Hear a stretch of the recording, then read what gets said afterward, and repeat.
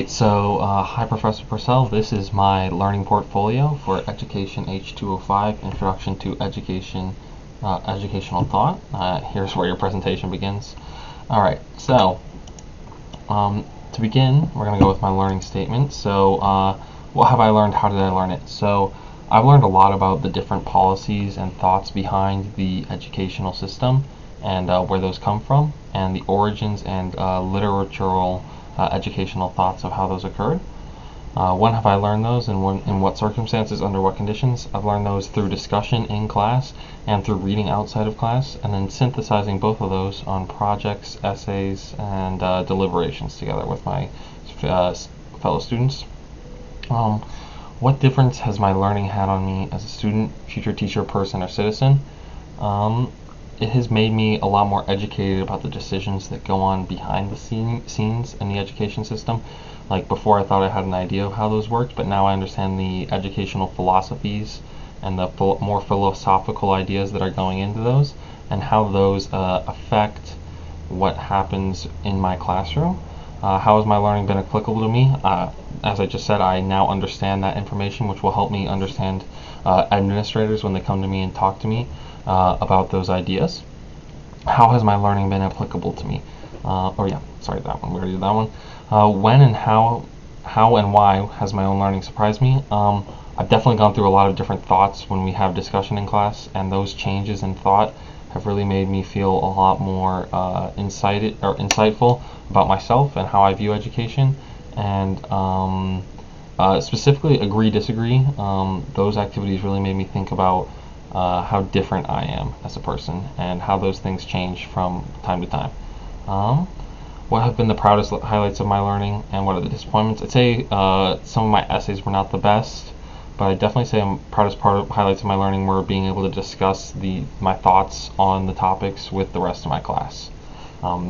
Just being able to share your own viewpoint. You don't get to do that in every classroom, and I felt like that was really nice. So course outcomes and disposition. So there are 5 course objective outcomes and 5 dispositional things. So the first one, what is education? So I put in my reflection from August 24th, 2021, and in this I talked about how education is a societal aspect of what we're doing. It is based around the values and goals that we want to impose on people in society. And after taking this course, I still believe the same thing. I'd say that most of the time I view education as how we impart these values onto other people.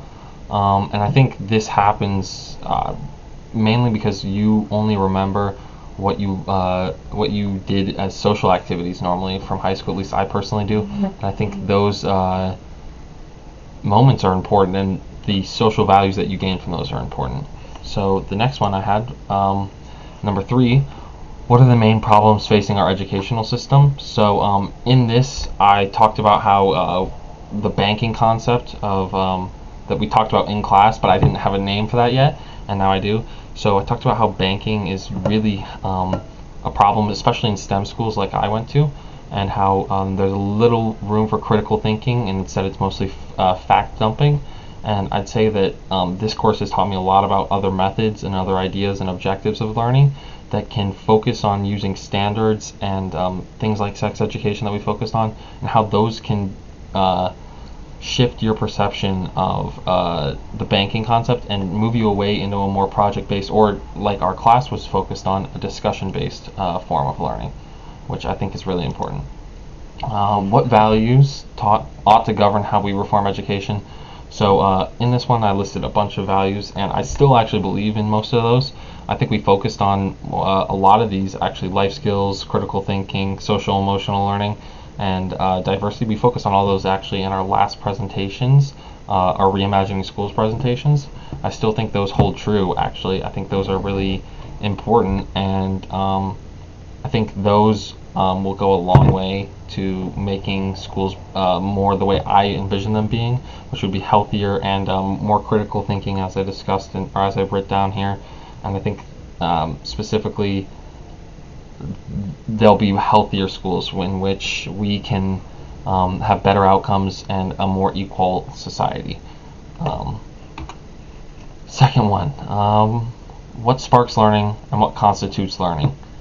So in this, I talked about more about the sense of wonder, interest in subjects, and I think those still have a part to play. Before this class, I would have thought that, and I still always will think that. I think interest in subjects makes students much more invested. Students are much more likely to actually learn.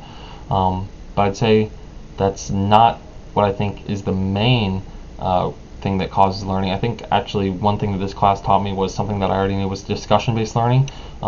Different perspective sharing can teach you a lot. I think that's one thing that constitutes learning. If you're able to share your perspective with another person on, for example, the racism from our society, then you're able to glean a lot more about yourself and how you feel about that as you contrast those two perspectives, and that will create a constitution of learning, and it will also spark learning.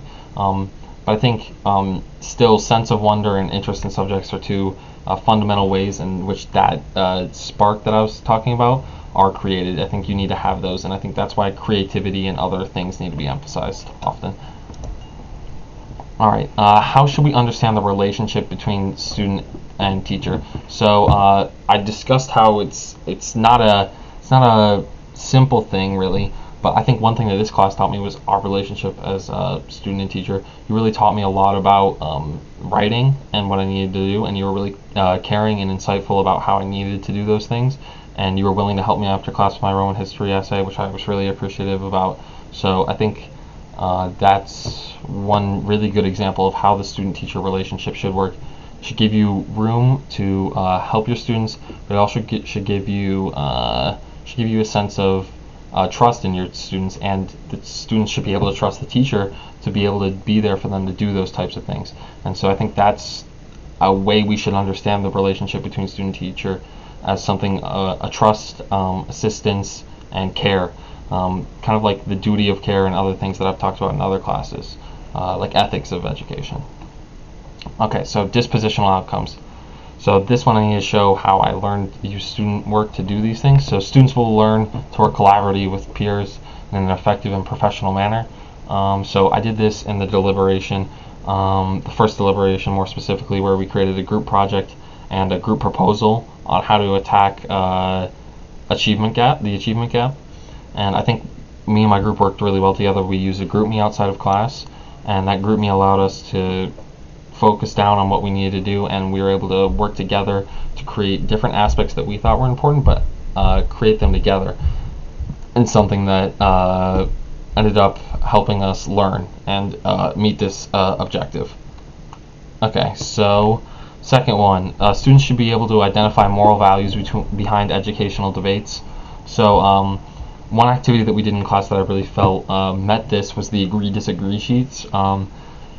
These are able to get down to yourself. They make you view yourself morals and how you feel about things like the first question, equity is more important than equality, and those own moral values of yourself. Put yourself in the educational debate of an administrator or a policymaker that allows you to better understand what to do and how to tackle these tough issues and these tough questions and ways that you can solve them. So I felt that this was a really strong activity for that, and I think it also affected discussion between two people, because there are moral values behind the agree to disagree sheets. They make you think about what you're going to do, and so when you discuss that with another student, that student's going to have a different point of view than you are, and because that student has a different point of view than you do, you have to reconcile with them, and that also addresses your moral values, because you have to think, you have to use that discussion constitution of spark, which I was talking about earlier, and that's just a really good way to meet this outcome. Students should develop skills in various research techniques navigating education research databases.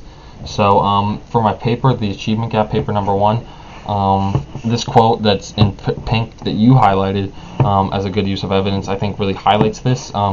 Being able to use, for example, it's not an education research database specifically, but JSTOR, it allows you to learn a lot about what you're discussing. And for this one example, ELL students was the aim of one of the policies in the achievement gap deliberation.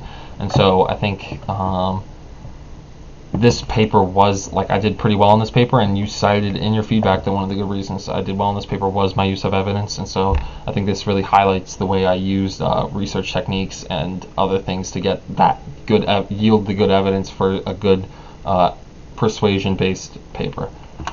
Okay, so for future learning ideas and goals, so mostly a couple of things that I really took from this class were the agree-disagree material. I thought those were really good, and inciting conversation between students, because it, as I stated already, requires them to draw on their own morals and values about how they feel about something, which I think is really powerful for students. So that's one thing I really wanted to apply from your classroom.